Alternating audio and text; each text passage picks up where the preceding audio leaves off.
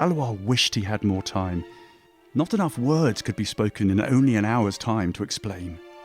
War and all its facets were complex and webbed in lines hard to connect when executed.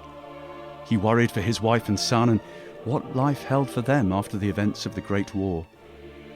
He knew that they too would stand trial, and though he ensured his actions never included them and deliberately left them out of meetings and reports to show proof of innocence, he was still afraid. On those thoughts he meditated for all the day and all the night. The day broke. Alwa did not sleep, nor did he pray. Fury burned within his eyes as he sat on his bed made of stone and dirt. The diamond slate began to fall.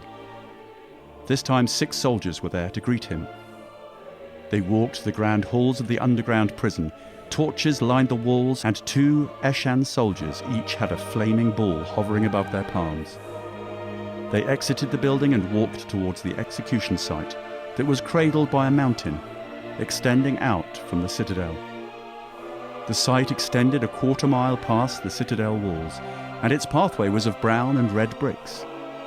It was sword-shaped and looked as if it hung 1,000 feet in the open air, overlooking the city of Erbil down below. In front of Alwa was a circular scaffold made from the red clay of the land.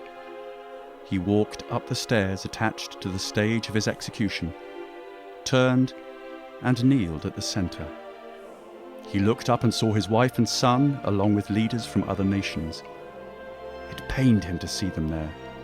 An Adamar soldier approached Alwa from behind, and by thought he began to mould arches around Alwa's legs. The soldier slammed the arches into the ground, bounding his legs to the dais. Alwa did not react to the pain he felt. The executioner walked forward onto the stage. He was Hivohen, from the island nation of Hivoha. His skin was bronzed, and his hair was that of blue feathers, and his feathers ruffled in the breeze and fell down to his shoulders. He had markings upon his chest and torso, symbols with meaning behind each inked image. Affixed to his arms and neck was an eclectic mix of bones and gold jewelry. He looked out onto the crowd.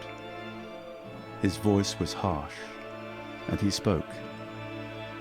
Before us is Emperor Alwa bin Hidla, charged with the crimes of the use of chemical weapons, abduction and mass murder of the Telekan people, and assassination of the Tulku. Do you have any last words? Alwa looked up, madness still in his eyes. I believe today that my conduct is in accordance with the will of the Almighty Creator, and that His will, which I have failed to carry out, will one day be fulfilled. So though I may die today, my soul will rage to finish what I have started. Lange lede der Reich! Lange lede der Reich! Lange lede der Reich! The executioner pulled his blade from his sheath, placed the cold metal on the back of Alwa's neck as he shouted his final words, pulled back the sword, and swung.